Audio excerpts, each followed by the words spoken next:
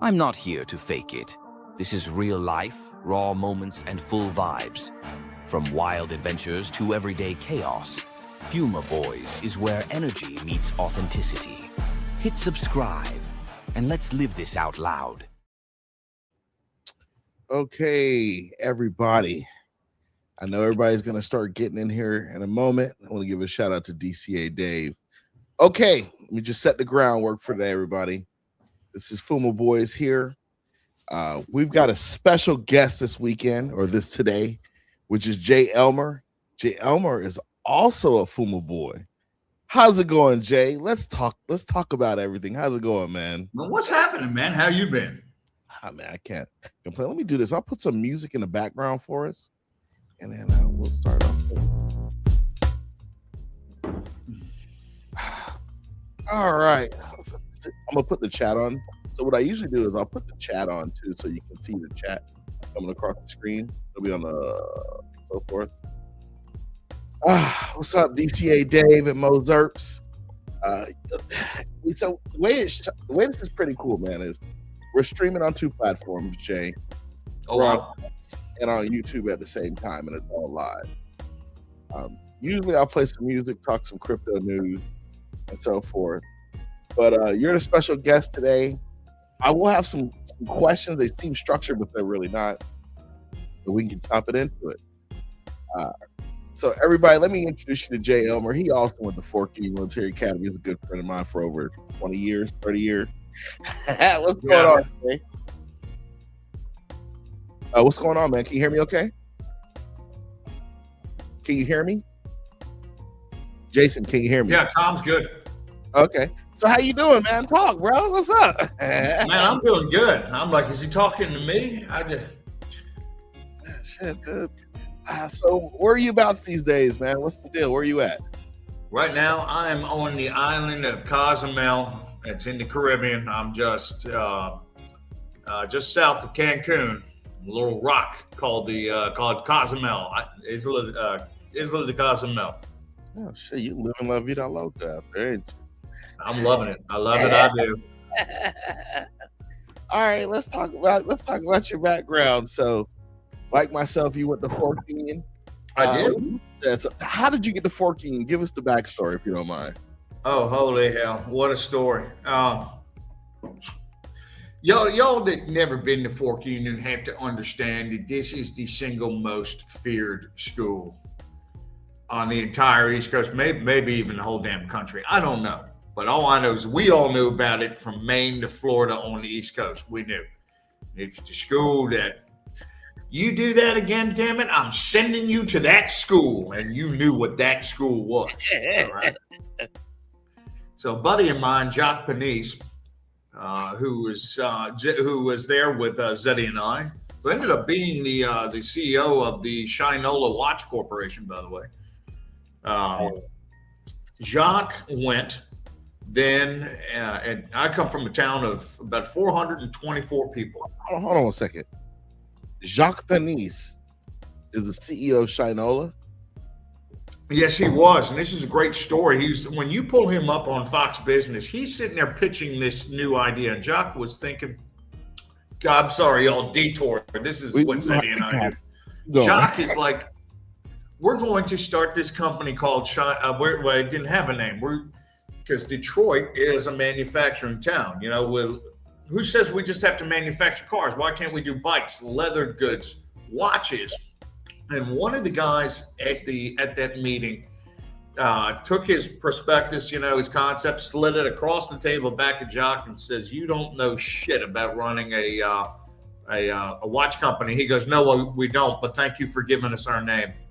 You don't know shit from Shinola about running a watch corporation." That Jacques named it right then and there. Jacques is my guy. So in case y'all wondering, Jacques is a certified goon.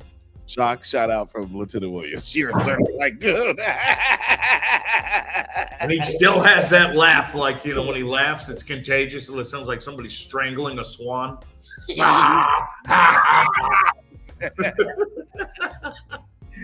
All right, so how'd you get to Fort Union? Okay, so Jacques goes, Then Van Dyke goes. Yeah. All of us from this little teeny town, Urbana, Virginia. Y'all came in all together that year? No, Jacques went year number 1. He was the only one there. That would have been, I think, Jacques got there 95. It was 94, so I can't remember. Okay. But he was there at least a year, maybe a year. I'd have to ask him, but let's just go with a year. The next year, Nick Van Dyke goes. Fucking Van Dyke. God. Then Nick comes home. He's in his uniform, and and I look like an out of work lesbian. It was the grunge scene guys. I had the flannels, I had the chucks. I'm playing bass. I'm trying to look cool. Yeah. There's here. I thought I was cutting edge. What can I tell you? And anyway, so Nick comes home. All the chicks just like what that's all I needed to see. Oh, really? Because he had the uniform on. It was like, yeah, he came home in the uniform, came back to Middlesex High School, man. Oh, Nick, you know how it goes. On top of that, he ain't had no rank. Go ahead. Yeah, that was the beauty part. They didn't know it was a uniform. They don't care. And I'm like, I need to do that. So I go to my parents. They're sitting down there eating dinner at the house there in Saluda, not right down the street from the high school. And it was the same old thing: news, Wheel of Fortune, Jeopardy. In that order. Yeah. It was that. And I just looked up at my parents and I said, "I think I want to go to Fork Union." My father dropped his damn fork in his plate. Damn.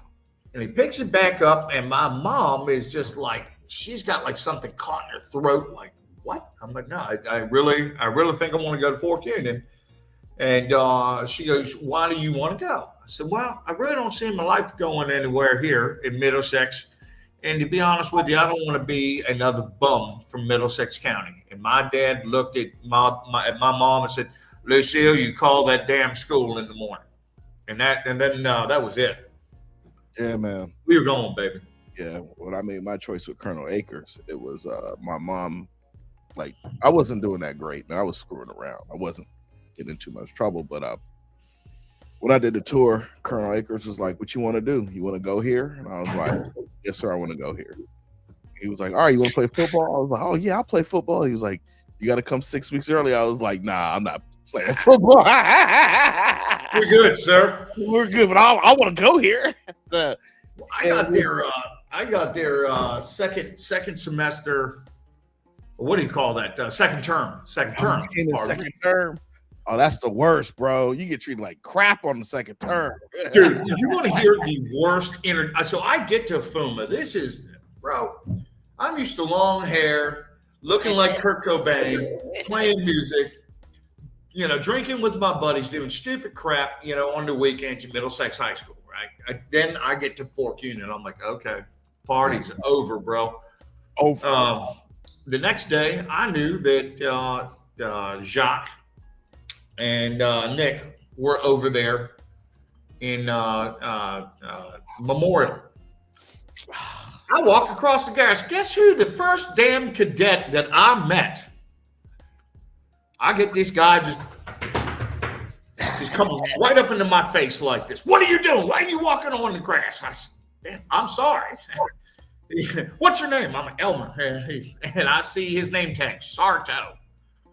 Oh, Sardo. Oh, shit. Sardo was the first cadet I met. Because did you come? He's chewing me out, and then he's just like, wait a minute. Did you get here yesterday? Yes, sir, I did. He goes, hey, man, don't walk on the grass. You do it again, I'm going to stick you. Yes, sir. Then I walk into Memorial. I knew that you guys were up on 3rd Platoon. I go up the annex. I don't know. I've got this damn lieutenant on the third the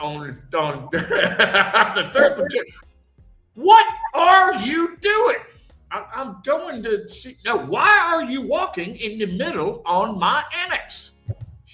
You remember who that guy's name was, Eddie? I can't remember. That was Lieutenant Williams, the 3rd.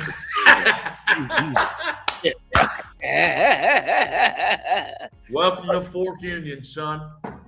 Hey, so to give y'all some context, at Fork Union Memorial Hall, we don't let everybody walk through the center of the hall. The only people who could walk through the center of the hall would be the first sergeant. Even the first sergeant doesn't do it when wax is being weighed and during the class day. It's only during inspections, right? And they try to. A lieutenant can walk through the center of his hall, but he won't walk through the center of his hall. Now, cadre, they can do whatever the hell they want, meaning battalion staff can do it, professors, instructors, they can walk wherever they want. But we take pride in shining on the floor because we used to have to shine the floor with bowling alley. Look like glass. Look like glass. and you would do what they call half coat is half of a hall, full coat is a full hall.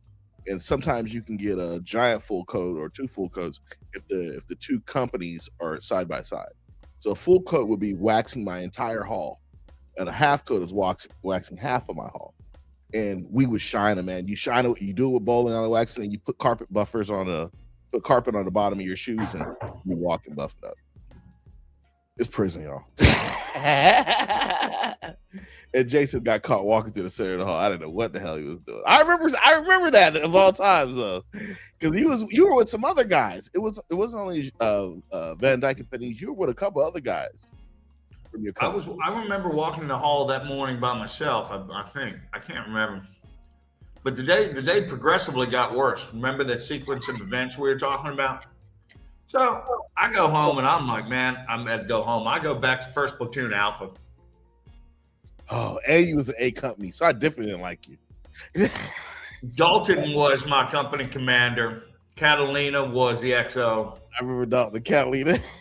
Catalina just rocks, dude. Allred was my lieutenant, what I remember. And so I'm sitting there at CQ, my first CQ. These guys, this is where you have to do your homework for 2 hours. They best not catch you sleeping, reading something you're not supposed to, and they try to catch you. Oh, they try to get you. If they do, you don't go home. That's your reward. You get to go home for 2 days after you stay there for 4 weeks. They won't even let you call. They won't even let us call home, I believe, for 2 or 3 weeks, if I remember right. Yeah. And so my dumbass takes a pen on my regulation book and writes, "If you get hungry, eat this book. It's full of baloney." On the right on the cover of the damn reg book. Oh, dog, you getting cooked. Well, I did. The very next day, I found myself stuck for failure to comply. And that's when I meet Command Sergeant Major Glendon H. Sidwell for the very first time. The very next day. And you know how it is. And you come in, you report in, and he goes, Cadet Elmer, or whatever your name is there, you can't be writing in the reg book, whatever. I said, well, sir, I read through the whole thing, and it didn't say anything about not writing on it. And he goes, well, it doesn't say in the reg book that you can't go out to the middle of Fraley Circle and whip it out. That'll be 6 demerits and report out by. There was just no nonsense with this guy. None. No slack, bro. I'm like, I think I made a mistake. Yeah, so I got something. I gotta ask this question. Have you ever served any tours? Did you ever serve any tours? My first year, no. I only had 6 demerits. When I got rank, I started serving. Well, you got to say it like I said, tours. Tours. Yeah, you got 10 demerits and 10 tours and report everybody. And I met Dave Robinson on ED. Dave's a big guy now, but he wasn't a big guy. And I've got bars on my shoulder, man. And this little bastard is literally stepping on the back of my shoes. And I turned around, I grabbed him. I said, "You do that again." Anyway, he was just down here. Yeah, all right. So to give y'all context, when you get in trouble, you get demerits, right? And after so many demerits, I believe it's like after 12 demerits, after you receive 12 demerits in a month, you get a tour. each tour is worth 45 minutes of hard labor. Unless it was class 2, category 2, you automatically do tours. Yeah, so they got 3 categories: Cat 1, Cat 2, Cat 3. And Cat 3, you was doing something. Your little happy ass was marching. Yeah. Cat 2, you just got caught slipping. It was, Unless it was smoking. Smoking was automatic. 10 demerits, 10 tours, loss of lead. Yeah, so what would happen is you either marched, like literally you just march back and forth for 20, 30 minutes, 40 minutes, and then after 45 minutes, you get a tour done. You go shovel snow, you go rake leaves, go clean in the kitchen, go move some boxes. It's labor, it's whatever. It's not just sitting there doing nothing. You was doing labor. And if it snowed, they had you marching in the snow. In the summertime, you was marching with a rifle. So, yeah, that sucked. Hey, fishing with Como says, as FUMA always laugh like that.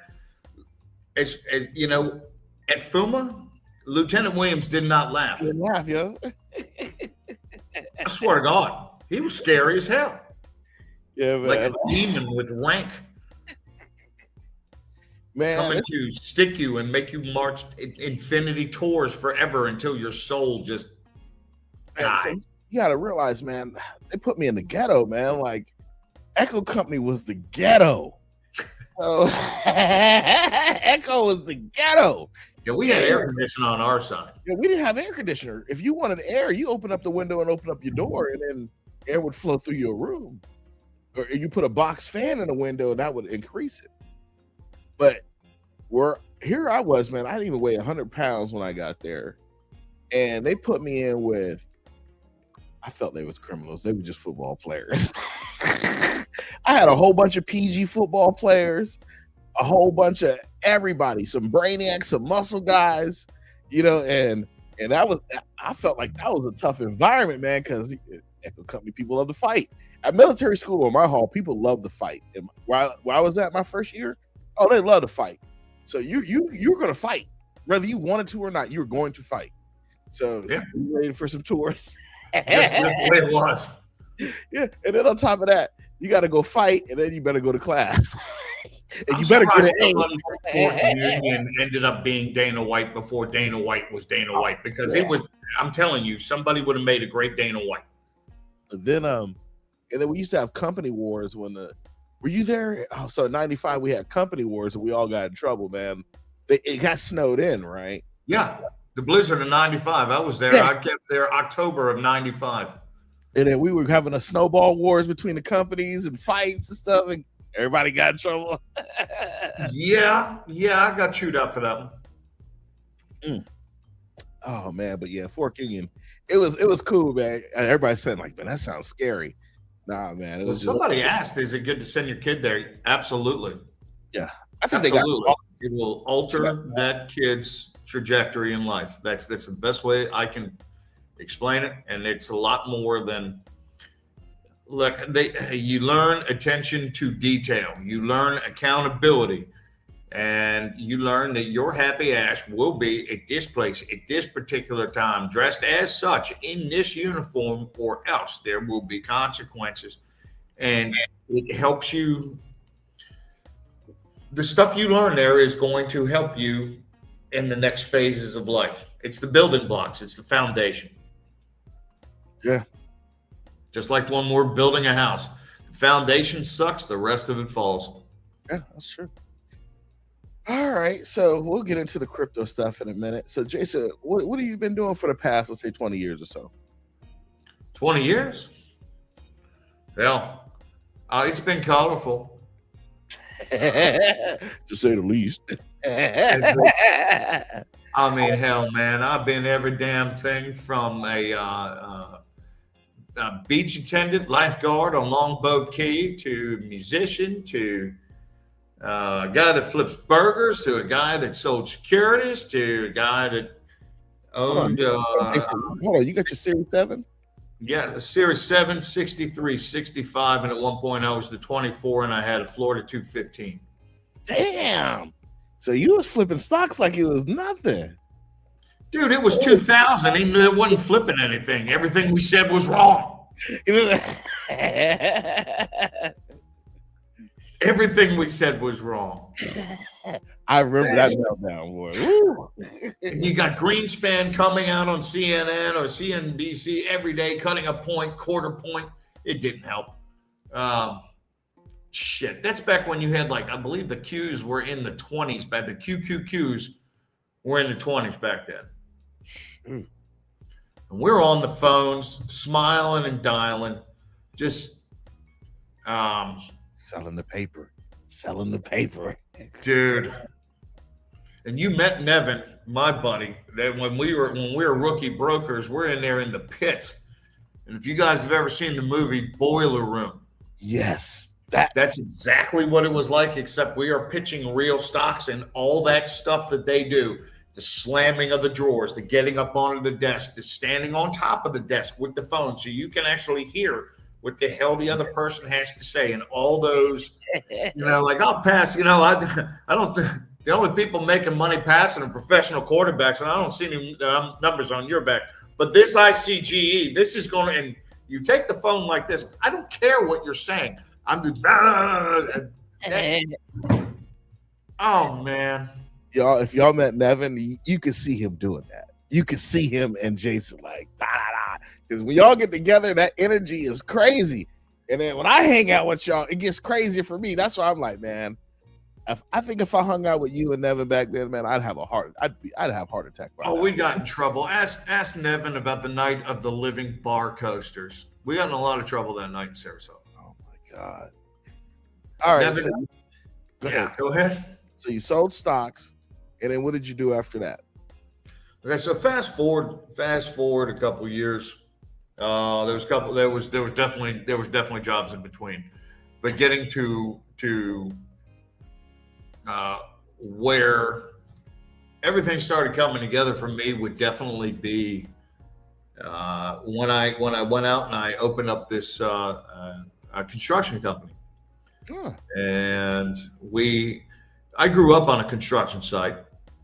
We did marine construction. We did piers, jetties, bulkheads. We were clearing lots. So I get back from Atlanta, and I go to work with my buddy Tim. He's working for this company in Northern Virginia. It took him like a month to talk me into this. I didn't want to go. So I go, and it's hail damage to buildings. Like, well, okay, I can do this. So we start doing this. The owner of the company, Rob Phelan, who's a complete and total POS, crook, scumbag. Ooh, scummy. I didn't say that on the internet. Hi, Rob. How you doing? Scummy. He's scummy, bro. Face it, he's scummy. That's it. he's a scumbag of the highest order. But they found out that I had, a Class A contractor's license. So he's like, I want to buy the license. And I'm at this point, guys, you have to understand, I haven't even taken the test yet. I'm like, well, that's my father's license as far as I'm concerned. And Dad's not for sale. So I was fired the next day. He goes, well, your numbers were down in January. I'm like,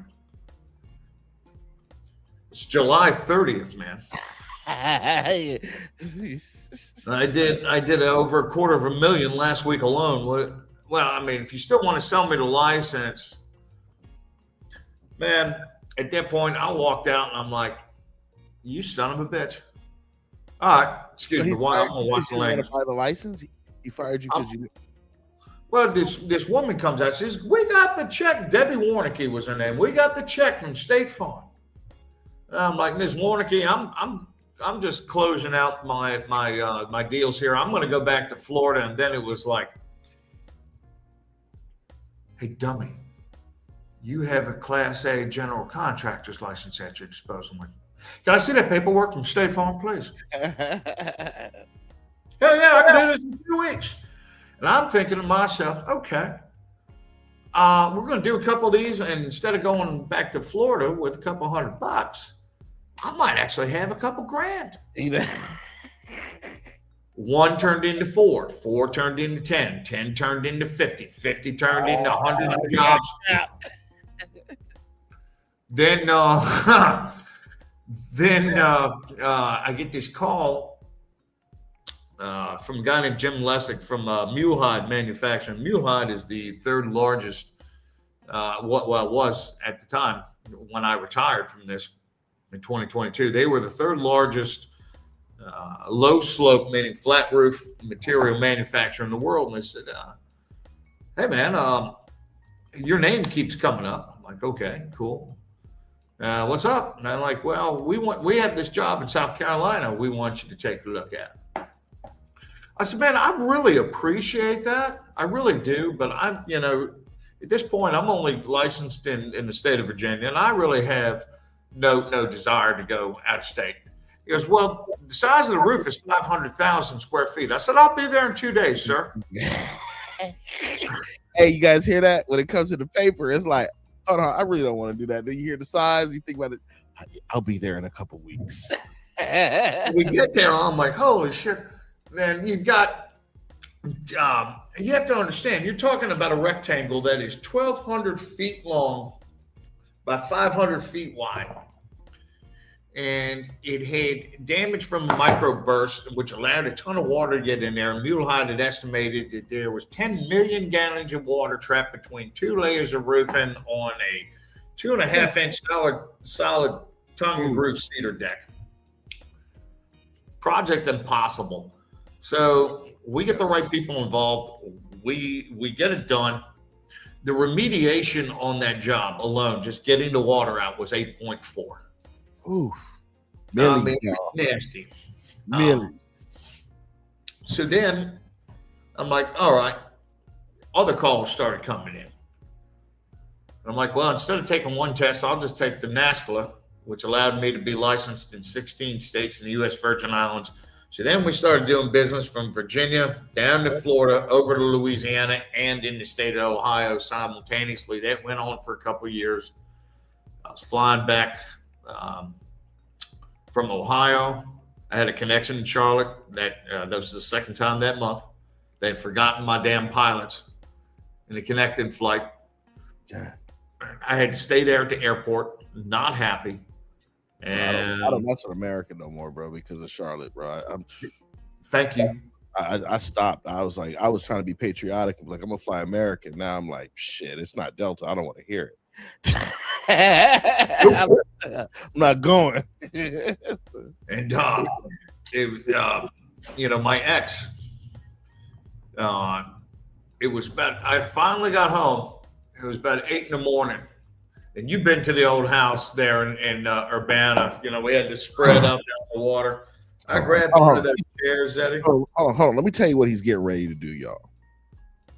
Jason's getting ready to just walk over how nice this house was, y'all. First, it's not Fluvanna. What was the name of that? What was the name of the city again? Middlesex. It was Urbana, Virginia. So it's in Urbana. Population maybe 1,500. No, 424. 424. This is a nice house, y'all. We're talking it's a lakefront house, like a real, like watching the news. We were on the harbor of the Chesapeake Bay. That was no lake. Sorry, I'm a peasant. I don't know these things. It's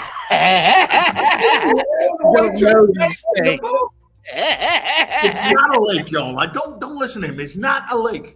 It's a harbor. Lake. And the views off of this, man. Huge living room downstairs. He had a private suite downstairs. I'm not trying to put your business out, but it was, man, had the nice kitchen, had a little back patio. I mean, he had a commercial steamer, y'all. We were commercial steamer. Shit. Second floor had a suite that overlooked, and then there was another room that had a suite that we had a joint porch that we could overlook the water. I get up in the morning, smoke a black and mild, and drink a coffee. I swear to y'all, I was not coming back here. The family can just visit me here. Get you today. I'm like, just give me the phone. I'll talk to your wife. She can come too. This will be fun. Because, bro, I thought the market would be different. I thought the market would be like, yo, I'm just gonna buy the house next door to you. So when this market turns, I said, I told my wife, I'm just gonna buy that house back for you, and I'm gonna buy the house next door, and that's it. And then we can just fly in, chop her in, and just kick it, and then chop her out when we want to. But bro, like, so y'all, I'm telling y'all, when I say he had the pad, bro, like he had us out there for a week, and all we did was drink and party. His had friends come through. We taking pictures next to trucks, you know. Yeah, they drive them in the backyard because during COVID, well, they wouldn't. I'm serious. If you Google this, drunkest county in Virginia, Middlesex County is number 1. That's where you were. Yeah.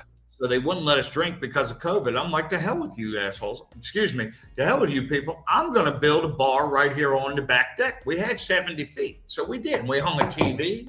Yep. We had a little refrigerator right there. We hung the LEDs. Bro, that was, and like that, we would just be partying, and like that was some extreme partying. And then y'all, the so cool thing about it is you can leave your door open. Nobody's coming in. Nobody. You could literally get in a car and drive up Main Street screaming and yelling. Nobody cares, bro. Everyone's real tame and cool anyway, but nobody. Like, I remember that one guy who had that big truck. He just came. We were in the middle of the day. We were walking downtown, and he was just beeping his horn, screaming and yelling. I'm like, yo, the cops is gonna come, and you were like, ain't no cops around here. They 2 counties over. I'm like, what? So, yeah, man.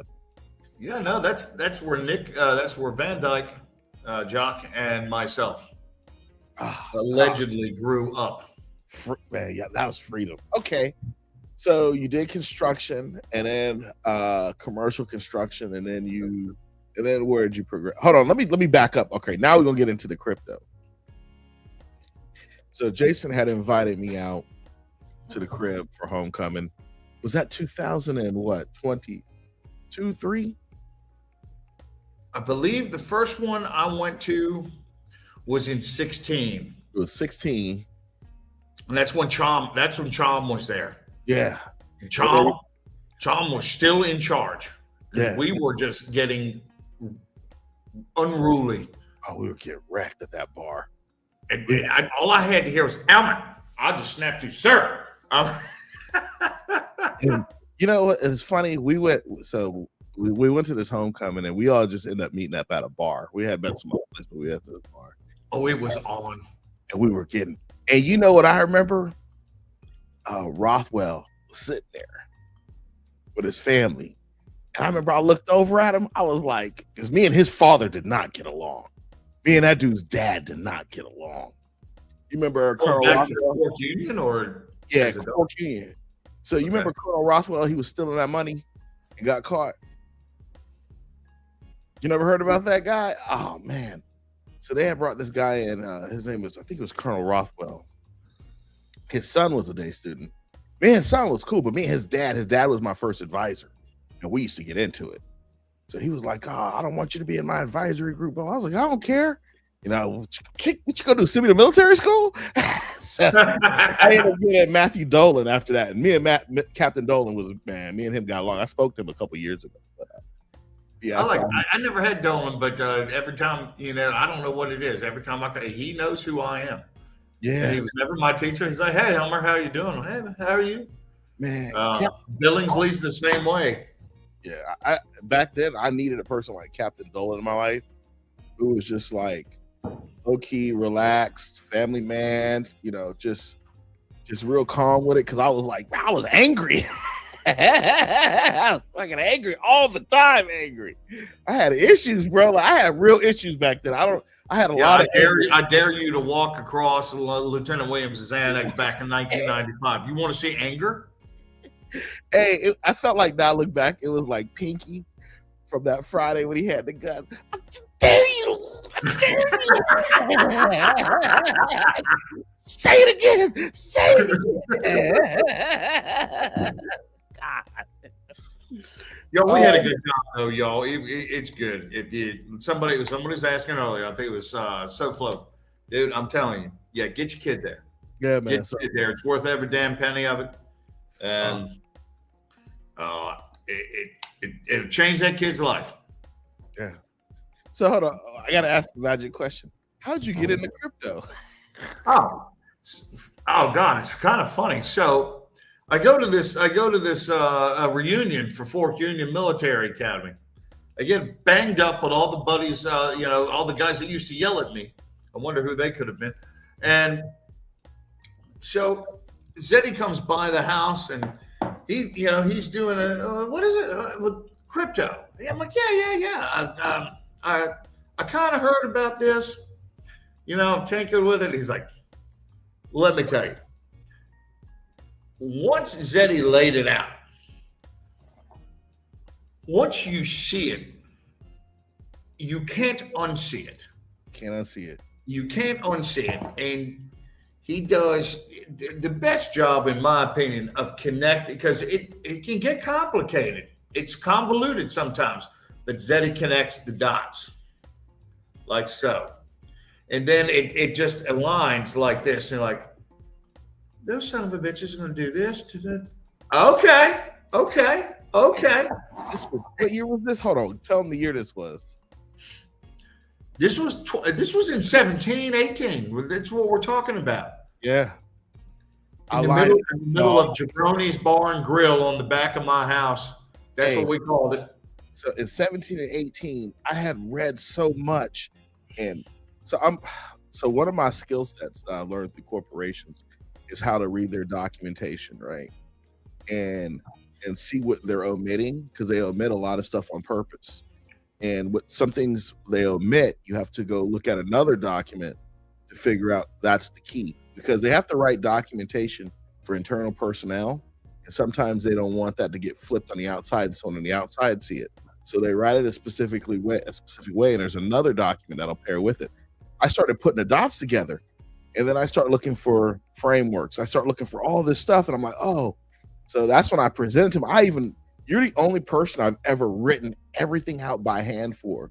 And the reason why I don't write— He did too on a notebook. I still have the notebook. Yeah, the reason why I don't write stuff out by hand is because when stuff goes, I don't want an artifact being like, he was an insider guy to all this stuff. Because, bro, you and I always get put into conspiracies and shit and been put on the news. Are they conspiracies, or was somebody just early with the information? Yeah, man, but I live in a world, man. I don't know. 50 million Elvis fans can't be wrong, Yeah, but hey, tell them the story about the roof and the guns. Go ahead, tell them. Jesus. I'm gonna love this one. Hit it. All right, so about 2018, we have ourselves a major business partner problem. Matt McGowan, drugging. Anyway, so I'm like, okay, we're gonna get this guy out of it, because this guy was siphoning money little by little by little, and it was really embarrassing. But when you have to understand, when you're doing the amount of intake that we were, you missed 200 here, 400 there, 600 there, a couple grand here, and it ended up being a very big number. So anyway, we got a problem now. Okay. So I'm like, what are we going to do? What are we going to do? We're talking about a 7-figure problem here. I'm like, this is not good. This is not good. So I have a beer. I have 2 beers. Probably had a couple more. So you know what we're going to do? Remember, I called you on the phone and we started talking about this. Go ahead. Keep going. I said, we don't have the money for advertising, do some big retail. Because of the hole we're in. I got an idea. Call that damn country music station down there in Virginia Beach. You tell them that we're going to— this was my talking to Christy at the time. I said, you tell them, because she had a buddy of hers that was the main DJ. Tell him we're going to do an AR-15. We're going to give away an AR-15 with every roof. She goes, are you sure? I said, do I look sure? She goes, what do you— just do it. It goes on the radio. Get a roof, get a gun, blah, blah, blah, blah, blah. It went on, it dropped like a bomb. I start the thing is running. It's been on now for about 2 days. I get a Facebook Messenger from a high school buddy of mine from Middlesex County, Chucky Oliver. Facebook Messenger. Hey, Jason, you're on TV. Really? What channel? All of them. I'm like, oh God. So everybody wants the promotion, man, and here come the anti-gun people. That was funny, dude. And we dropped the price of that roof. We're just making a couple of grand per roof. But here's the thing. When you're installing 40 of these a week, we are clearing 40 grand a week in profit. Just we coming, baby. And all the insurance work is coming in too. So I get this call, Christy. It was that day, where you're just like, man, I'm just over it. When I have a brewski, and remember something different, the barbecue place down there in Urbana? Yeah. Right, if you guys are ever in Urbana, Virginia, you have to go to my buddy Sarah Gills. It's something different, best damn food you're ever gonna have. Love it, and she has real craft beers. So I'm drinking. I forgot what it was on the left hand side. That was the place on the left hand side. Yes. Yeah, I remember. Before the grocery store on the right.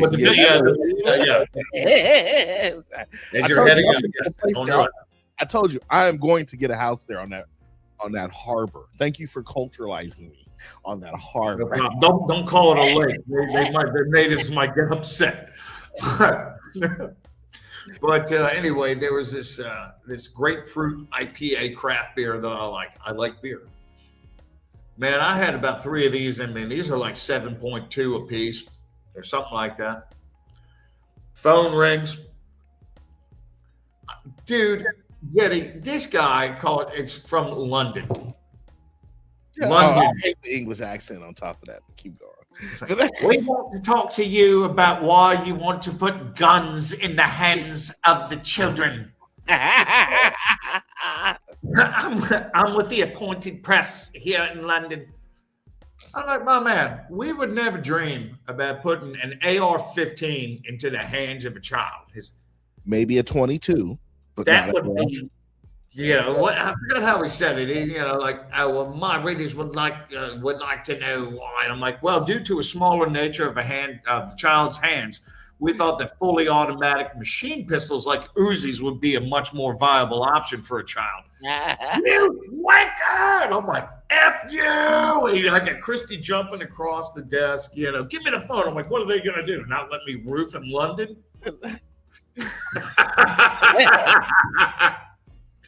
Yeah, that was fun. That was fun.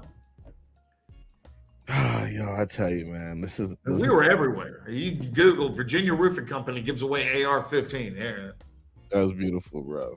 All right, so you got this guy. He tells you about crypto, and then you get in.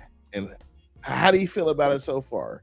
Was he correct about the ups and downs and hey, DCA and just making it slow, but make sure you get something? I mean, what are your thoughts about crypto altogether?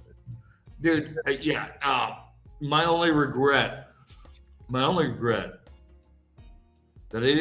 I didn't get into it more sooner.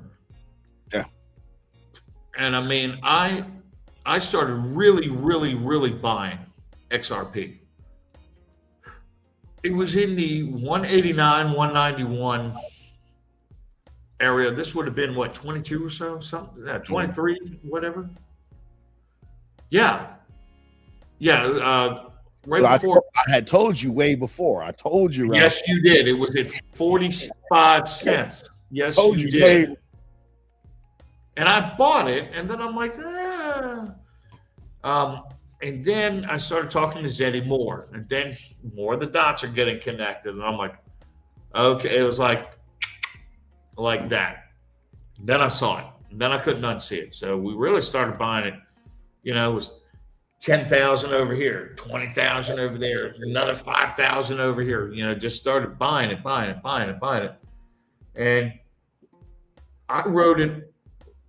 Where did it go? 365 or something there. I didn't take any profits.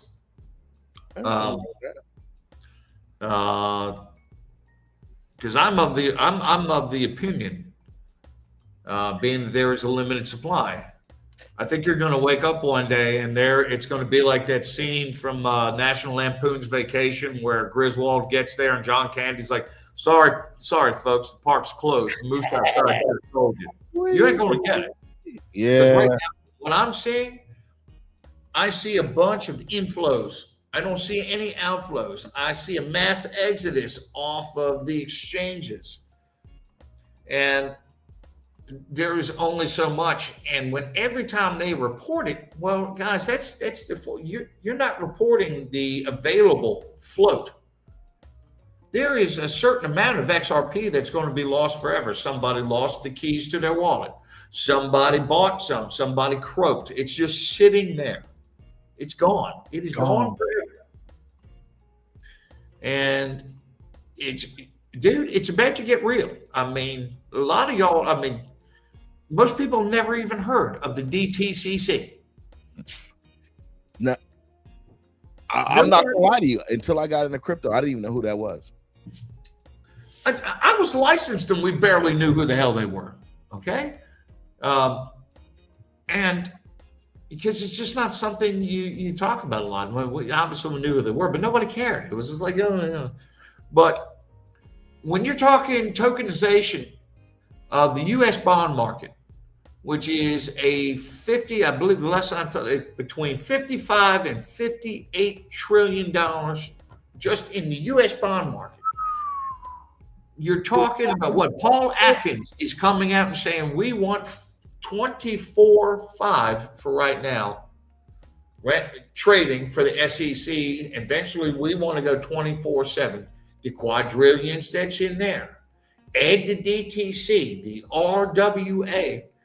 And it's my opinion that you're going to see every bit of 85 to 90% of all RWA assets tokenized by the year 2030.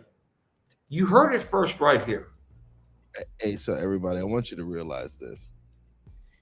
When I told Jason about this and I was writing it out, I had to write it. Like I was like, I just can't spit it to you. I got to write it to you. Zeddy. Listen to him.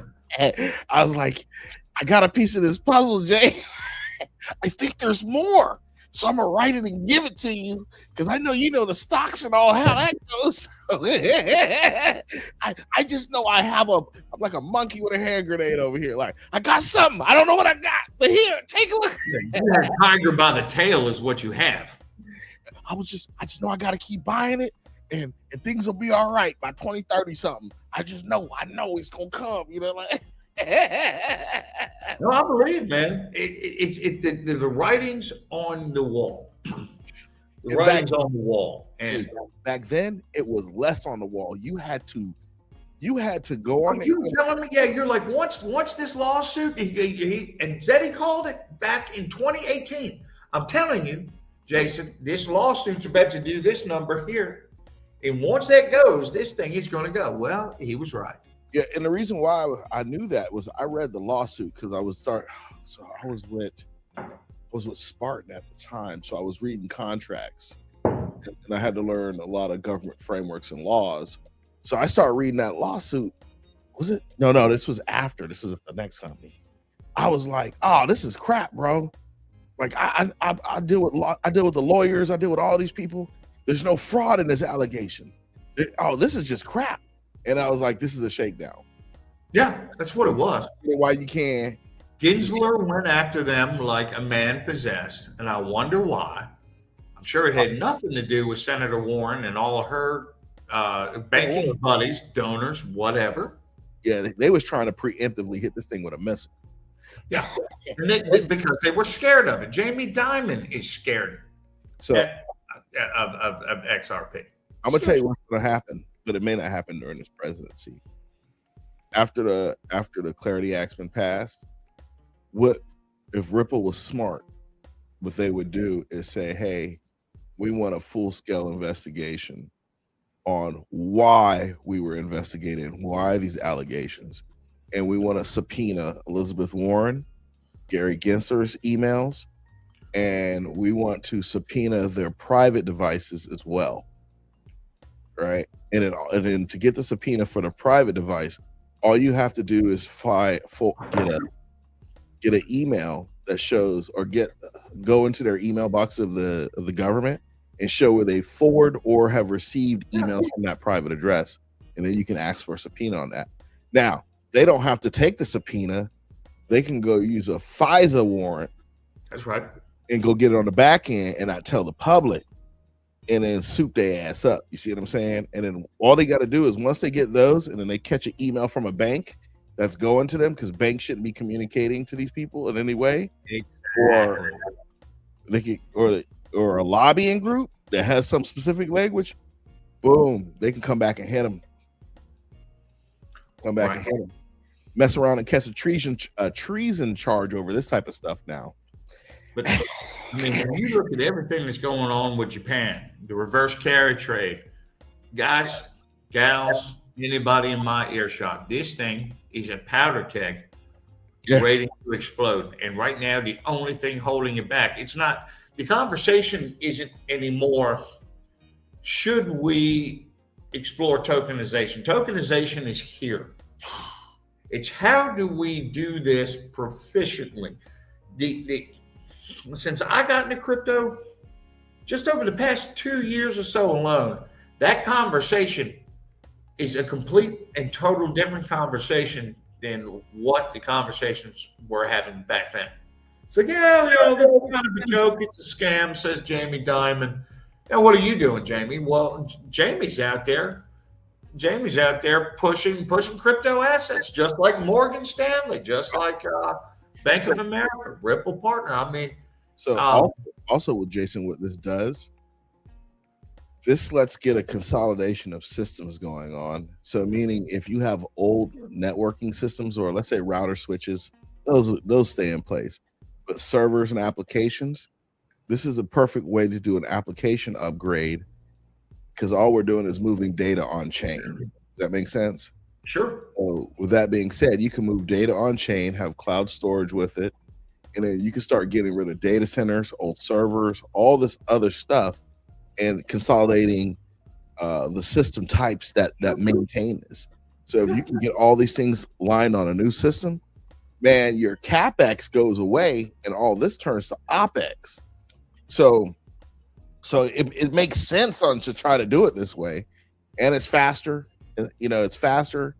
The data is more available, and again, you're turning capital expenditures into OpEx, and that's even at the government level. So the government doesn't have to start spending a whole bunch of hard money on hardware. They just spend that CapEx goes to OpEx, which makes certain debts go down. Yes, and it's not, in my opinion, it's not talked about enough. The whole AI. Oh, the whole AI, the whole thing. And they're saying, well, the inflation. Guys, go back to the Second World War. We were at war. And do what you used to do for the military. There's nobody that I've ever met that's either been on the red team or the blue team. You know exactly what I'm talking about. Yeah. We've been at war for decades with this. Yeah. This is the AI boom. And you can't, once this goes, it's in motion now. There's no stopping it. The train has left the station, y'all. Okay, so don't be standing at the airport when your ship comes in. But what I'm trying to say is,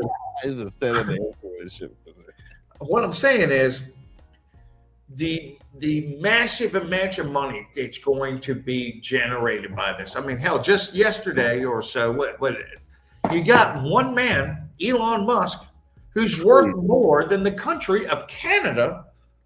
Dude, okay? You know why it's good to have trillionaires? We're going to facilitate all these transactions on technology and messaging that dates back to the 70s. You can't. And there's two, in my opinion, the two for this, XRP, HBAR. Yeah. I'm going to tell you something. You know why it's good to have trillionaires? And I know most people are haters, so they don't want to hear this. You need trillionaires so the bar bumps up. When I mean the bar bumps up, let's say you got one trillionaire, and there's more. I'm telling you guys, there's more trillionaires. They're not obligated to report it or talk about it. because of their country. So a lot of those kings over in, or the king of Dubai, and some of those princes, they're already trillionaires. They're just not reporting it.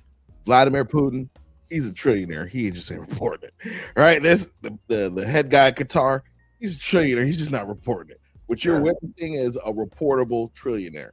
Yeah, man. And I'm gonna give you an example of why.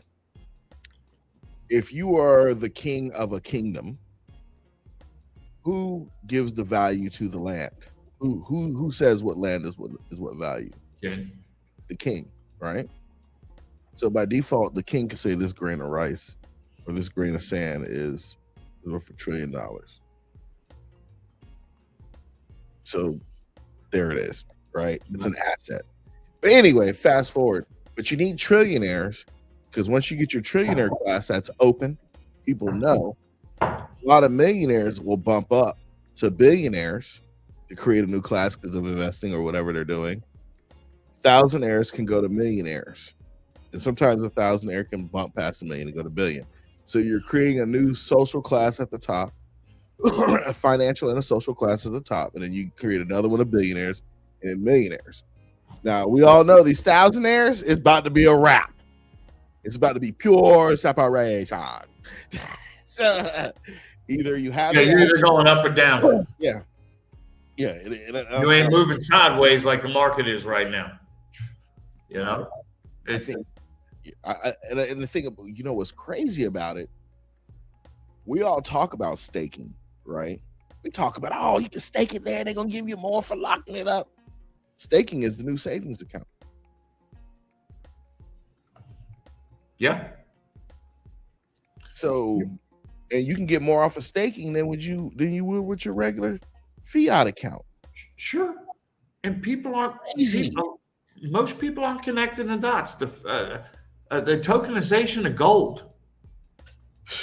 Wow. I don't know how I feel about that, Jay. I don't know how I feel about that. It's happening. Yeah, I know people are doing it, but taking a little gold bar and turning it into little minute pieces, like so small, they're still taller than Matt Rogers. Okay, but it's still a piece of gold, unlike Matt. Now, what does that do to the global markets? Harry says nobody knows. It's never been done before. Gazy. Just like that. He said just like math. Nobody just like that. Never been done before. Oh. Then, I mean, go ahead, man. Rocket. What's up? No, man, I had something I was going to add to that, and I just totally drawing a blank, but it'll come to me in a second. You know what I'm saying is this inflation. It's because of the AI. Look at all the natural resources that are being consumed. Let me tell y'all something. Copper. Right now, copper. I'm telling y'all, copper. It's going to be crazy. Copper's going to be crazy. Yeah. And I still can't remember what that. Please take on. I was buying copper, I think they're like 5-pound bars, 5 to 10 pound bars back in the day for like $10, less than $10. And we would I'd use them as door stops, bro. Because you could order and you could order them and they just look like a little boulder being dropped off, right? Right. Yeah, I used to use them as door stops. I just thought it was cool. Like, oh man, you can get a copper bar. Just use it as a door. Another thing we learned at FUMA, people. We use what we have around us. Okay. Hey, I was telling them about the sinks the other day, man. Last night I was talking about, hey man, you could either go down the hall to use the restroom, or you can use your sink and put some bleach in it when you're done, and then make you some hot ramen an hour later. You'll be fine. Brush your teeth. Don't matter. Do what you got. It tastes a bit funny. It's different. But yeah, man. So I think the reason why I say I don't know about the gold thing is I understand they're doing it, but for some reason when it comes to gold, I like to take receivership of it. Right. Yeah. But I get it because you may get in a business transaction with somebody. They're like, look, I only take gold. and you got to be able to break out your phone or whatever and transfer gold directly to them. Like some people may, and then they may want to go take. What I don't know about that, and maybe you can help me out, is if they put gold as digital, is there a way to do a retrieval? Like you go somewhere and you send that gold, that representation of gold to them, and they'll mail you the actual physical gold. According to the proponents, from what I hear so far, that answer is yes, but I don't have enough information to speak intelligently on it. Yeah, because I wonder if you have physical gold, can you say, hey man, I'm gonna just turn this into this institution, and they're gonna turn it into digital gold, and I can hold that. You see what I'm saying? And that's the cool thing. Nobody knows. Yeah, it's never been done before. Yeah, there's a whole new industry about to rock in. So if they're doing gold, that means silver and copper are on its way then. Yeah, anything that has, gold. Gold's always going to be gold. Silver is always going to have value. But I think you're about to see something crazy in copper. And I've never built AI, the computer. I don't know, but this is a major component. Gold, copper, gold. Okay. This is where we start getting strikes. I'm gonna talk about it with you. This is where I don't want to get you in trouble with the YouTube. YouTube. This is what happens, man. You start talking about data centers and stuff like that. And, oh man, let me back up and then we'll finish this conversation. I am so glad that the Biden administration is gone, because if I start talking about copper and how they work in data centers, they would just yank this channel and say you're providing false information. Right? They just would, right? That's just how they are. So the first thing is, when you talk about data centers, the first thing is data centers need cooling, ACs, big ACs. What do ACs use? A lot of copper. Okay. Even though the piping now is predominantly Schedule 40 piping coming in for water, sometimes they use copper for different parts of not buildings. So also, what is using network cable? Copper, right? You do have fiber cables that don't use copper. That's because it's fiber and they have little transceiver ends. But there's a lot of copper that goes into data centers. If you look on every GPU, there's usually some copper there, right? That's a video card. So computers use copper, as well as silver and a little bit of gold and a lot of silicone and stuff like that. So in the more you consume it, and especially in a structured manufacturing environment, boom, it's going to blow.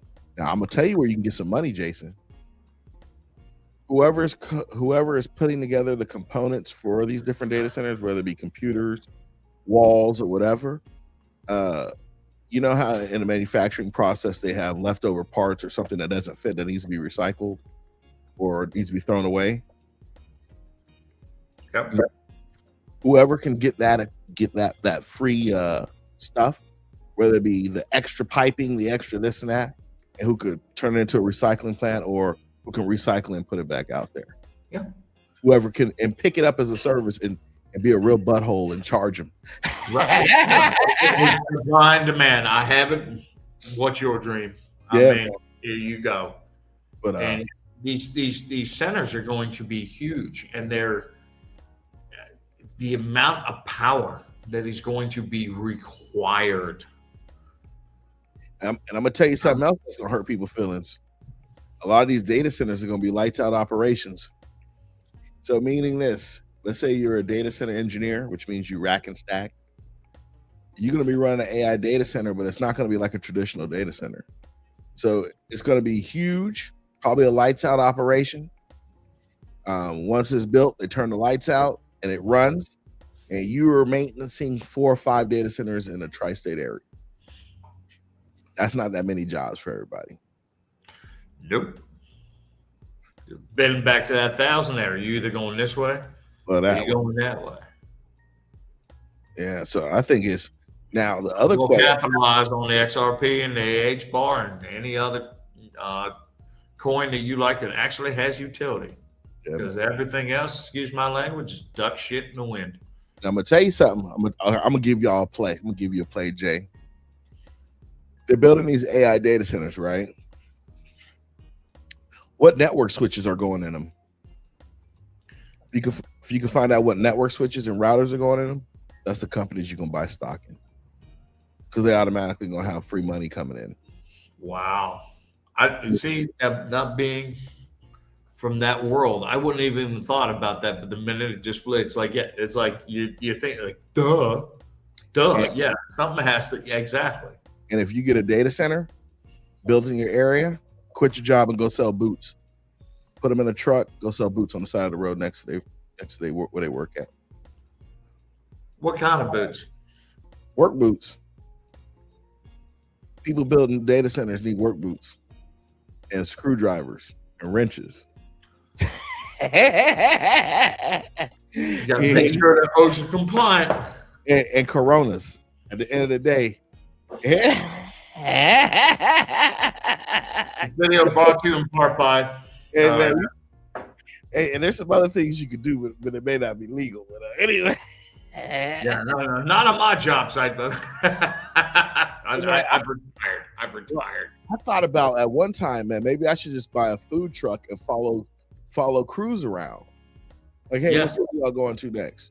That is a very sound business model. You just follow a crew around. What y'all like to eat? Okay, I'm gonna go buy it and set up a menu. Yeah. Just do that. Show that the GC, show me your personal liability insurance. You have to be right here. You cannot come over here. I would love that. That way the guys don't have to drive through traffic, all that crap, coming back late. No, when you're doing projects like that, you have a tranche. You have a timeline. This will be done by this date. It's funny. It kind of reminds me of like back in the day when they had the chuck wagons going across the country, and you got the guy driving the chuck wagon. He also had to cook.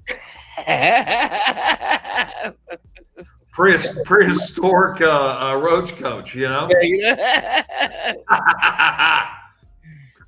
Man. So, okay.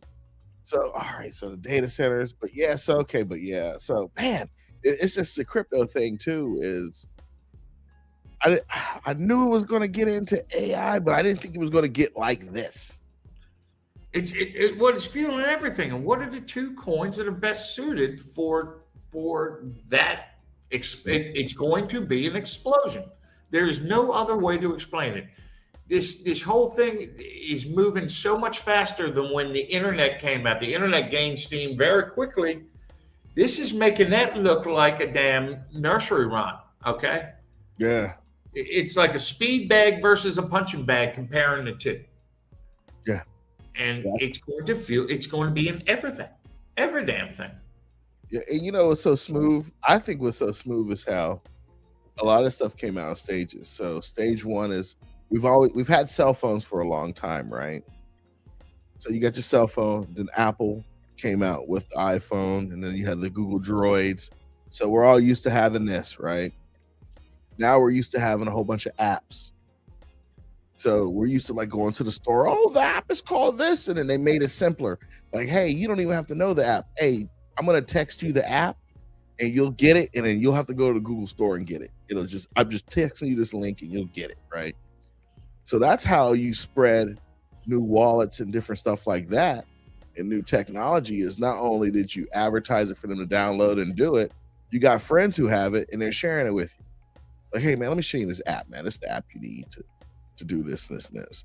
So I think long as they got you hooked on this or got us all on these, it's gonna be a wrap, dude. And then your bank, you already have a bank, so you're gonna work on the back end. All your retail stores already have apps. Well, thank you for just saying that, because that just brought me back to what I was going to say earlier. As far as crypto, it's my opinion, and everything I'm reading and I'm hearing, guys, in 5 to 7 years, because there's still people are scared to get into crypto. It's risky, it's a scam, whatever these people think, no problem. What they don't realize, in my opinion, is that in 5 to 7 years at the max, it might be sooner than that, they're going to be using cryptocurrency, and they're not even going to realize that they are using cryptocurrency. Yeah. I think the thing that's going to be the hard-hitting one, this is going to sound so wrong when I say stuff like this. This is what gets me in trouble with HR departments sometimes. But I don't care. I'm just going to tell the truth. When older generations are out of here, the younger generations that are already using this stuff and used to it, like you only have so much time on this earth. When you're out of here and your assets get passed down and your kids trick them off, the newer generations are more accepting of the technology. Well, yeah, because it's what they know. Yeah, so right now you got that generation, with the exception of the president and his crew, with keywords, the exception of the president and his crew, who are crypto crazy. That's the name of a show I got coming out soon. But anyway, but those guys, other than them, a lot of other people are pushing back. So they've grasped it, they're gonna hold on to it, and it's gonna fly. Like I said, I think at the end of the day, Walmart already knows what they're gonna. Matter of fact, Walmart's already incorporated crypto into an app they use. We know IBM and all these other companies. Jay, and I'll say this, and I'll let you talk. When I start seeing crypto nodes that are hosted by other legit companies, I would like to fix it. Man, I can tell you, even down here. Okay, so you go down here, you come down here to Mexico. You can go into. I don't know if there's any here on the island, but you go right over to Playa del Carmen. Mm-hmm. They accept Bitcoin. There's Bitcoin machines. I mean, last year when Ripple started advertising in New York City, I'm like, okay, there it is. There it is. Keep coming, Bubba. And look, I want to get. I mean, I've got a pretty good position, but I want just a little bit more. I want to make damn sure of it. Yeah. Sorry, go ahead. No, please continue. This is great. I think one thing I did notice is, like, if you have the Gemini credit card, because there's some stuff I need to tell you before when we get off here. I just don't want to say it in front of everybody. But when I say it's not negative stuff, it's cool, right? But it's a crypto play, and I'm not ready to give it out to everybody yet. But y'all hear that? We're using code names. Yeah, there's a crypto play I want to do, but I'm just not ready to give it out until it's fully tested. But once I start noticing that on Gemini, like, so I have a Gemini credit card, right? So it's like, okay, I got the credit card, I make purchases, and I get so much percentage back in XRP. So I'm like, all right, cool. And then I went to pay a bill, and it was like, do you want to use your XRP? I was like, hell no. Hell no. So these credit card companies are letting you use your XRP and other cryptos directly to pay for your credit card bill. Yeah, it's slick. Bro, you get this fiat, because this XRP in about 5 years is going to be on fire.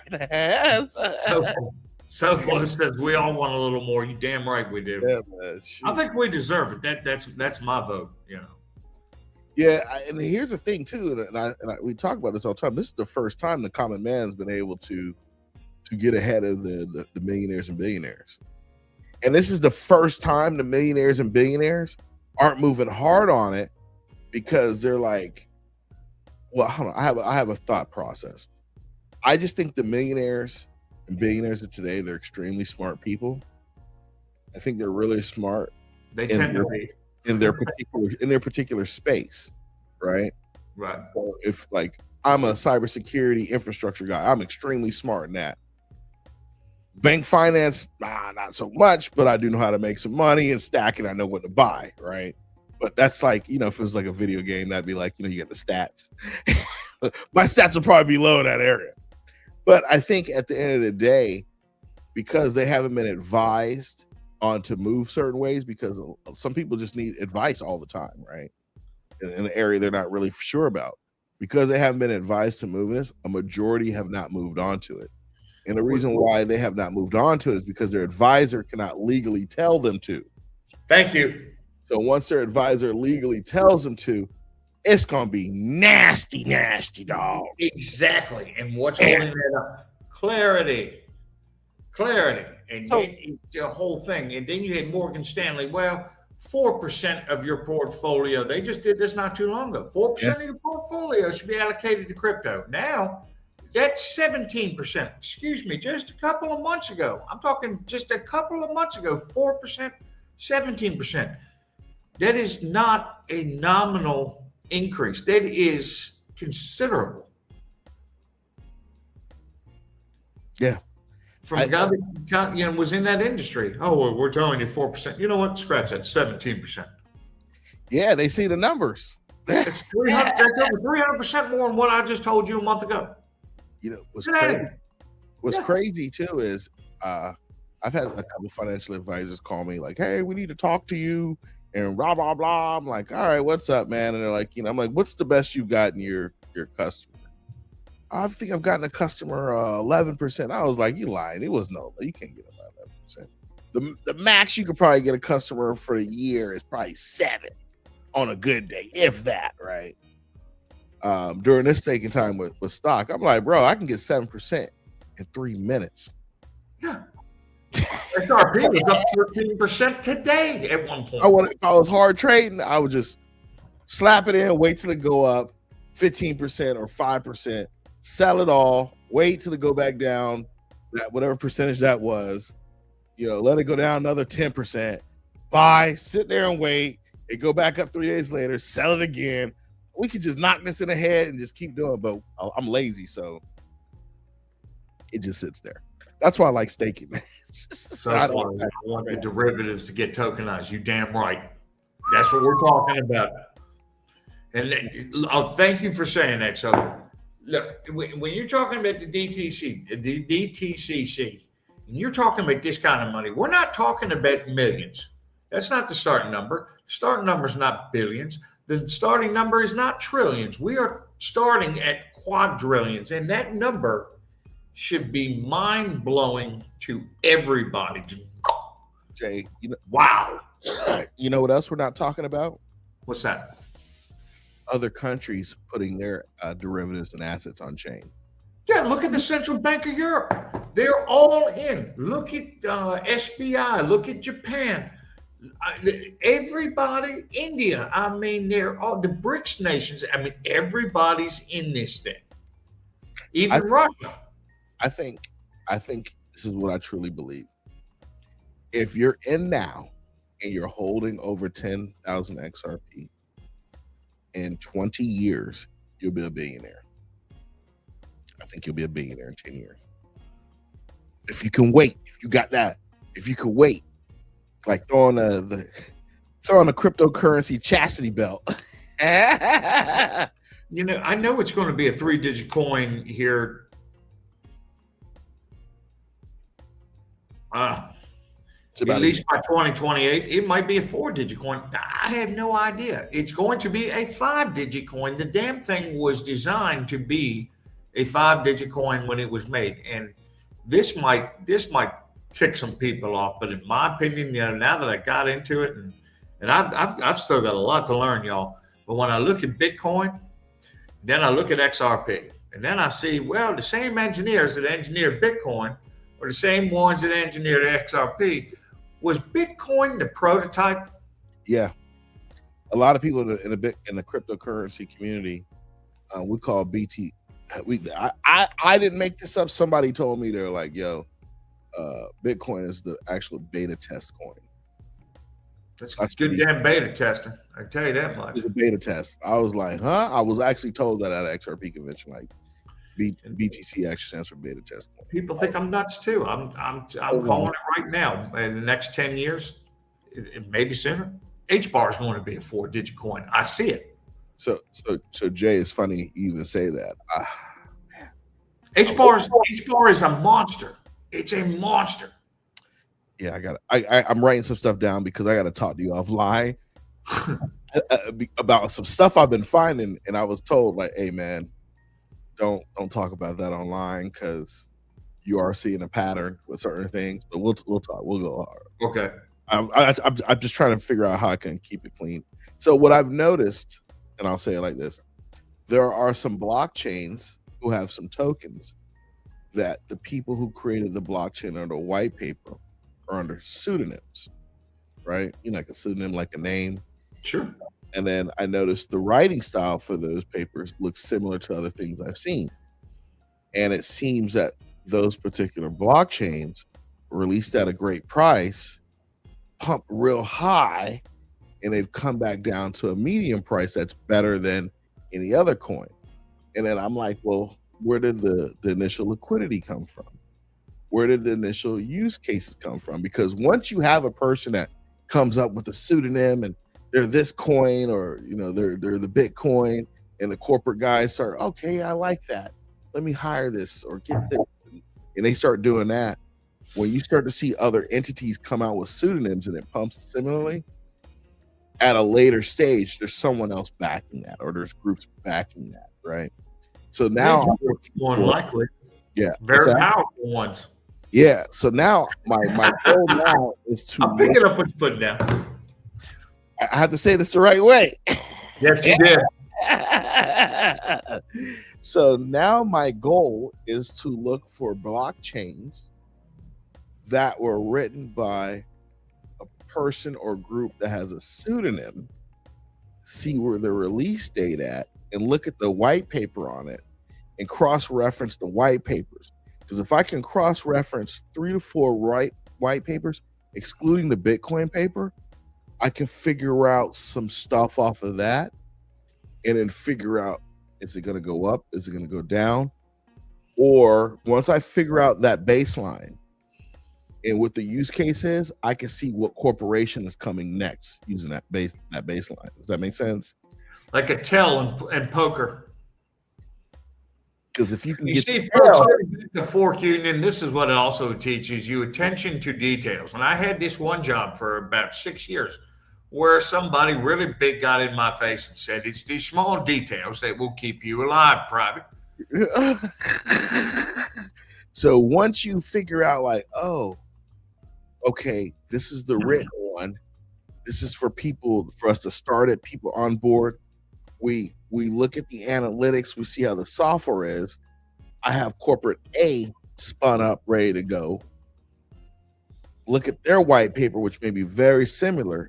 You need to move into corporate A out of that first asset. Does that make sense? And especially if corporate A, when you start looking at the CEO, and the CEO is from JP Morgan or the Treasury, that's a tail. When I see your CEO or an executive is from JP Morgan and the Treasury, and you're in crypto, oh, I know I got to buy that.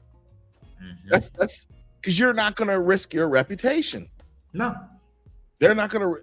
And then you start looking, man, I'm telling you guys, you get on LinkedIn and you start looking at some of these CEOs for these blockchain companies, and if it says like Carnegie Mellon, JP Morgan, Chase, the Treasury, you already know what to buy. Yeah, don't listen to what they say. There's a bunch of noise out there. Forget what they're saying on TV and CNBC. Look at what they're buying. Forget about what they're saying. Look at what they're buying. And usually they're night and day. Yeah. Yeah. So like I said, I start looking at there.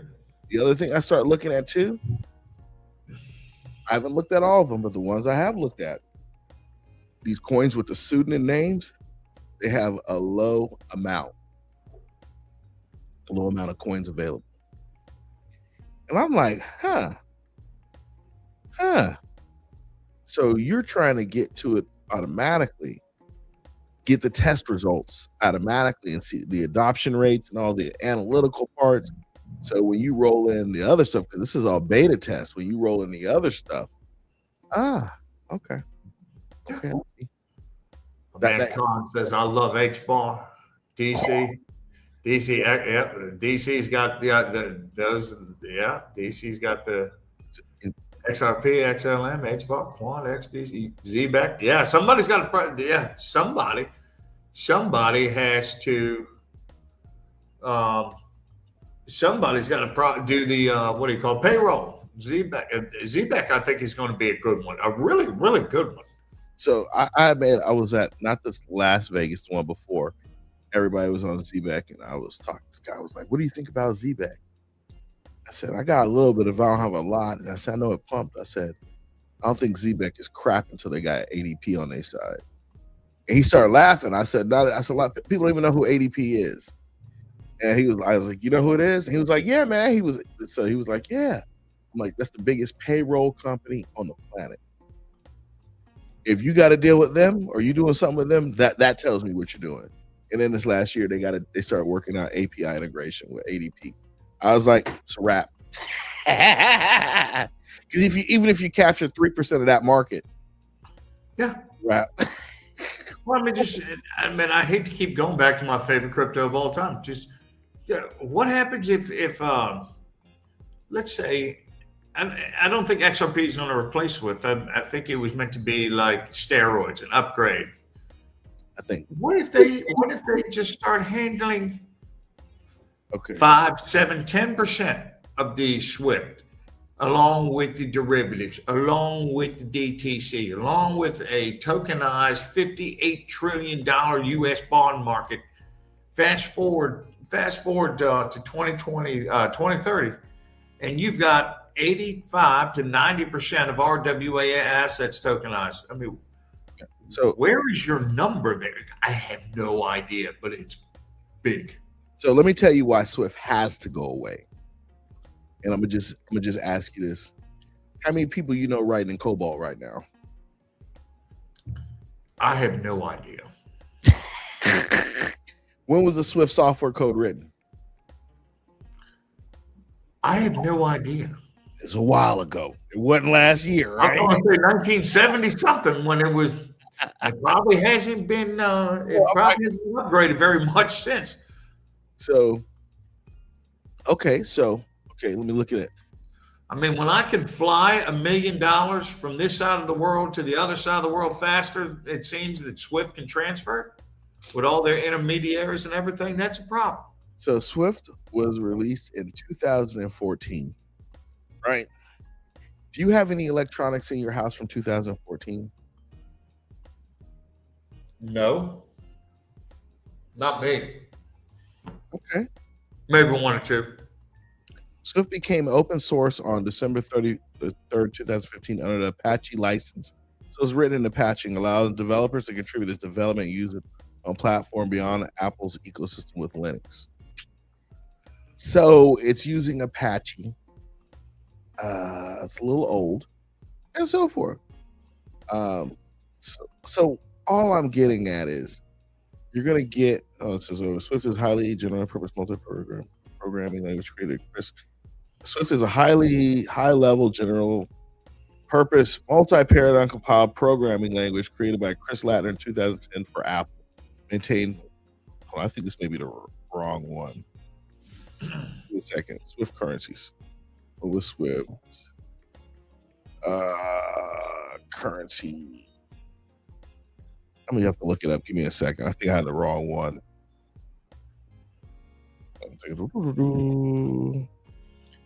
Then the other thing nobody's talking about, this is your neck of the woods, I think. The defending the integrity of this new blockchain system online. Make sure it's not with or hacked or. Yeah, sorry about that, guys. Let me take a look at this. Swift Society for Worldwide Interbank Financial Communications was founded in 1973 to replace the outdated Telex. Man, Swift goes live. So basically, the software is written in a little bit before 1977. It's been patched and upgraded since. See, I knew it. So what that means is it's old stuff. So eventually, you may say, I think XRP will work side by side, or XRP Ledger and other ones will work side by side. But eventually, you're going to stop finding people who can write code for the stuff and maintaining it. That's it. True. That's it. Like, I've gotten calls from companies like, just like the cell towers. Some of the cell towers that technology was so antiquated. And I remember when cell phone towers rolled out in America. That was about in 2000 and between 2000 and 2003. Them dudes was making bank. That's right. They were making all those guys. I remember. I call them. They were like the guys who would climb towers. And I knew a couple of them. One I worked with, and one was a friend of mine from Annapolis. Them guys was making $140,000 in 2000 climbing cell phone towers, making money on the road hourly, just making dumb money. And I was like, dang, maybe I need to get into that. I remember this one guy, we were working at help desk, man. We were making like $20 an hour. He was like, man, I got it. He's like, I can't do this no more. I'm going back on the road. I'm like, back on the road? What were you doing? He was like, I was helping build cell phone towers, man. You know, we was making $40 an hour, all the overtime we could eat. I was like, damn, I'm in the wrong job. Get them up. Yeah, they were making a bank. So I think, but long story short with this stuff, it's just an older system, and eventually it's going to run out of people to fix it and patch it and upgrade it and deal with it. That's it. Yep. Yeah, no, I can't disagree with that. The writing has been on the wall. And the whole attitude, the most amazing thing for me in my little crypto journey so far is seeing the attitude towards crypto in general, in particular, the attitude toward XRP just do a complete 180. It's been mind blowing. Jay, I was working this last company, man. I came in talking about it, and people were like, "You're on, no, that's impossible. The government will not allow it." I had this one program manager. He used to chastise me about it. You should have sold all your crypto, and I used to laugh at him. I'm like, "You don't even know what it's about. You don't even know what this is about," because he was always like on, "Oh, Bitcoin is trash." And I'm like, and then I realized, I said, "Oh, you're a boomer. You see your crap getting ready to disappear. You see." You don't want to admit it, but I'm not staying in the same system you were in, bro. I'm on another level with it. I'm not staying in this old system. And the thing about it, you act like it's me. This is the banks doing this. Yeah, the Titanic is sinking, bro. Get yourself a lifeboat, okay? Yeah. Like I tell people, I'm like, this isn't me just preaching it with doom and gloom. I'm like, this is on the news. Your president has got a banking company that does this. Your president has an attitude towards this. Trump in his first term, his attitude towards crypto versus Trump's attitude towards crypto in the second term. Totally. Complete. Well, debanking will get you that way. Jamie, and the funny thing is, all this is Jamie Dimon's fault. Yeah, and that should scare the hell out of everybody. This was a guy, forget about what your political thoughts are. This is the president of the United States. If they can debank him, what can they do to you? Dude, after he was president, they debanked him, though. Yeah. The nuts on you to do that. I mean, you got to have some good cojones to be like, yeah, I know you was the president, debanking you, punk. What you gonna do? What you gonna do about it? All right, I'll see you next time. They're shitting in their pants now. Nobody went and debanked Hunter Biden or Biden and all those guys, right? Nobody went to bank. Nobody, he didn't do no revenge stuff for anybody else. Just hookers, cocaine, and classified inside information. I mean, you don't need to bank that guy, but this guy over here. So my thought process is like, all this was Jamie Dimon's doing. Elizabeth Warren, Gary Gensler, page, whatever. I mean, and these people don't seem to understand, and it makes me wonder, whose side are you on? Because if we don't become the crypto capital of the world, it's going to be China, Russia, some other country. Okay, that's unacceptable. If we do not do it here and do it on our terms, you're gonna let the Chinese do it on their terms. Right. And I'm sorry, it's like what in Top Gun. There's no points for second place in this. No. So either or because Europe won't do it. I don't think they have it. I think Dubai or the United Arab Emirates would try to do something. And I think they processed what was it, Saudi Arabia last year? I think if I remember right from what I read, $66 million worth of real estate was bought and sold using XRP cryptocurrency in Saudi Arabia. It's here. Yeah, it's coming. So I think if we don't do it on our terms, you do it on something like this. You'd rather do everything on your own terms and have control versus it not being on your terms and somebody else. Why wouldn't you want home field advantage? It just blows my mind. But I also think certain people are stuck fiat minded and they're stuck in their old ways. They don't want to change, right? Even though everything else is changing, they're like, I'm with this group, I'm with this bank, this is what we're doing. I'm not going to change. And then the rest of the world is like, well, we don't like your currency system, so we're going to change ourselves. So you can either work with it or not. It's going to change. I loved when Garlinghouse fired back on Jamie Dimon the other day. I was like, yes, finally.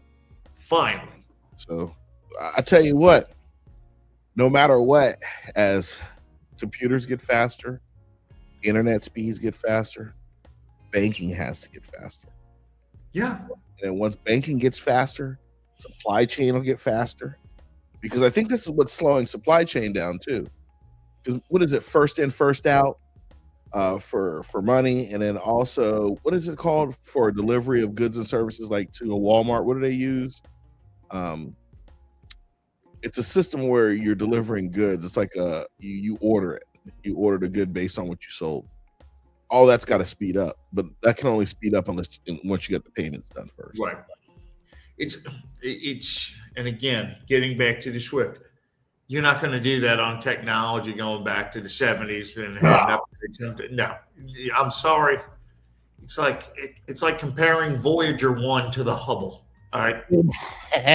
So, what's crazy too is, in order for world banking to occur, it can't be controlled by a country or a group of people. It can't be controlled by a cartel.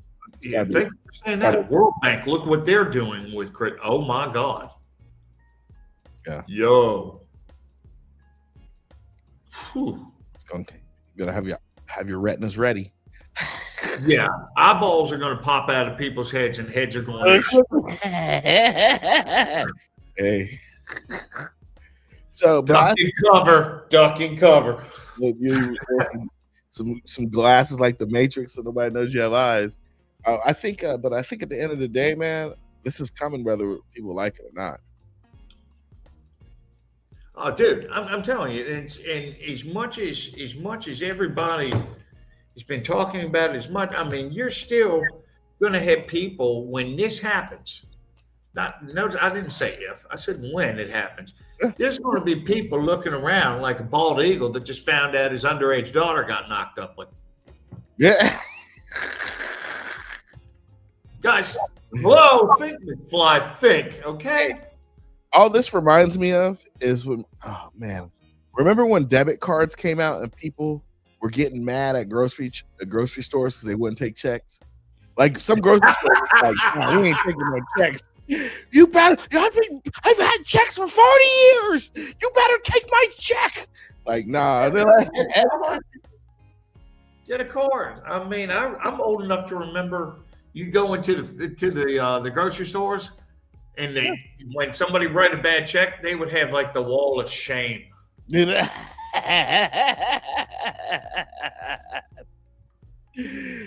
like I said, man, now it's like a check. I had to write a check to the HOA at the condo, bro. That's why I kept them checks out, like, even in my business, when I do subject matter expert, well, where do you want the check? You can wire that check, like. So that's the only reason why I have a Wells Fargo account, so I can cash. I check. I'll take a picture of it. I'd take a picture before I literally used to have to take business checks in, man, because when I used to take a picture of business checks, for some reason, I used to freak out. So I had to take these checks in, and they used to look at me like, bro, you need to upgrade. I'm like, man, these people just still write checks, man. Especially for I got a couple of checkbooks upstairs, man. I mean, it gets hot down here in Cozumel. I just use them as like a fan.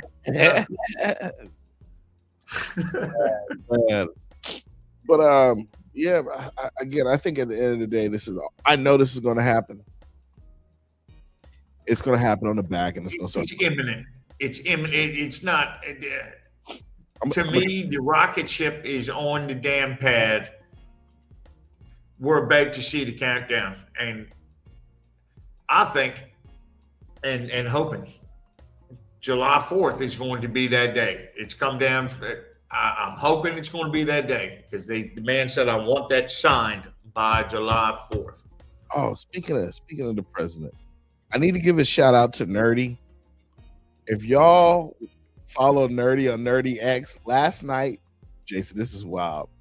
I get on the X, right? So I see Nerdy is hosting a group, like a group space, or one of those spaces. I jump into space. This dude is streaming the fight at the White House last night. I watched it. I texted him. I was like, "Can you turn the volume up?" Shout out to Nerdy, yo. Like, he was streaming on X, and Nerdy. Jay, there was like 30-something people in there watching it with me. You passed that? I was like, you a beast, bro. Like, you but a year for this one. Guerrilla warfare tactics in a time of need, bro. Thank you, Nerdy. I've been having the best time today on Facebook, not to get off crypto for a second, but just watching the meltdowns of the people over that UFC fight. It has been glorious. I'm like, cry a little louder so that your insecurities can hear you, okay? Hold on. I have to say this into the camera. You do realize they used to have duels on the White House lawn with pistols. Has anybody ever heard of Aaron Burr? On the White House lawn with pistols. Having a fight is not a big thing, because if you go three blocks over, it used to be people were shooting at each other in front of the White House. So a UFC fight in front of the White House, it's not that big of a deal. I've lived near DC. So has Jason. We know it used to go down there in front of it was a 9mm playground, okay? Oh my God, New York Avenue getting in DC from Maryland. Oh Lord, Mark the K Street that you did not want to be on, and so. Hey, so in case y'all wonder, we all used to live up in the DC metro area, man. So we remember DC as high school kids, and in college. Like, nah, it was rough. It was rough, and if you had to take the metro, bro, oh God, it was rough when I was living up there from 2010 to about 2016. I mean, I went to DC maybe 5 times. It was freaking dangerous, bro. Why aren't you going to DC? Because I can't even bring a gun in there legally. I can't shoot back. You can't take a gun in DC at all, but everybody got guns. Yeah, all the bad guys do. Yeah, all the bad guys got. The regular citizens, you go to jail. Put your hands on the car. Oh God, damn. Man, DC, bro. They keep it. I heard it. It's from what I've told. Ever since that guard, the guard got deployed, it's been cleaned up, man. I haven't visited. I'll call up there and ask. I got some friends. That's what they say. It's no joke. And I'm like, them people are happy, dude. Because I noticed during their interviews, nobody who lived locally was getting interviewed. I'm like, hold on. We don't want the guard here. I'm like, you don't even live here. I noticed they stopped. I was laughing because they're like, are you afraid of the guard being here? And the woman was like, no, they're raking the leaves. Yeah. Neighborhood look great. People not getting shot. You can walk your kids to school. Whatever. Yeah, God, that sounds terrible, doesn't it? I'm gonna tell you something. Where I live at, actually go into parks and play and not have to worry about some drug addict shooting a needle in his arm in front of your kids playing soccer or something. I'm gonna tell you how serious it is where I live in Flagler County, so you can laugh at this. One day, me and my son were going. I think we were going to the store. It was like I had like a couple of days off or something, but we were going to the store, and they sent out a text across my county. There was 2 guys breaking into houses, and they had guns. So I live in a suburb area. You've been to my house. I live 10 minutes from the beach. My sheriff put out a text. There's 2 individuals. They look like this. Boom, boom, boom, boom. They breaking in houses. Y'all have permission to shoot, to kill. Like, I was like, word? Went to the house, loaded the AR. I was like, and it's kind of like a little bounty. Like, you have permission to shoot, to kill. We giving this kind of money. I was like, Flagler County, baby, we about to get paid. You know, I'm like, every Florida sheriff has gotten kicked out of the 4th grade for not going to recess. They don't play. Yeah, And they don't play. Like, I swear, I get to the house, I get the AR. I'm like, hell yeah! If they nowhere even near my area. Like, I'm on the south side and they further out. I'm like, yeah. So next, we get a text. We got him. Thank you, everybody. I was like, so shout out to Flagler County Sheriff. Any sheriff, if you galvanize your citizens and you put bounties on people breaking in, man, we gonna get paid. Especially you paying. You got bad guys trying to do stuff in my neighborhood and you paying. Oh, we gonna rock and roll, baby. and I'm gonna get that money and I'm gonna buy more XRP and HBAR. Yes, sir. Yeah, that's an interesting thing too. What just this scenario? You get the bad guy, you get paid. Like we have Texas, Wyoming, all these states starting to tokenize. How cool would that be? You get the bad guy, they send you your bounty reward in XRP. Bro, when we get off, remind me to send you the Wyoming document, bro. Did I send you the Wyoming document yet? No. Oh, bro, I found some. I don't even talk about this one online too much. I'll talk to people on a cell phone, but I found a Wyoming document that's crazy. Nice. I say bananas. Jay, this is bananas. You're going to be like, what the heck? I thought I was crazy when I found this document. I shared it with some people. We had a conference call on it. And then I found this lady who does a lot of work out of Wyoming, and I sent it to her while I was in Vegas. And because she does blockchains and DAOs, and she was like, I'm like, is this supposed to be on the internet like this? And she was like, yo, you stumbled on something. You just be careful. I still want to know why the state of Wyoming owns an aircraft carrier. Google it. Why? Man, Wyoming, I tell you what, I'm gonna tell y'all this. This is the tinfoil hat. I don't even have my tinfoil hat anymore. I'm gonna start bringing it back out. I would tell y'all, you better set up a company out of Wyoming. Something's coming. I don't know what it is.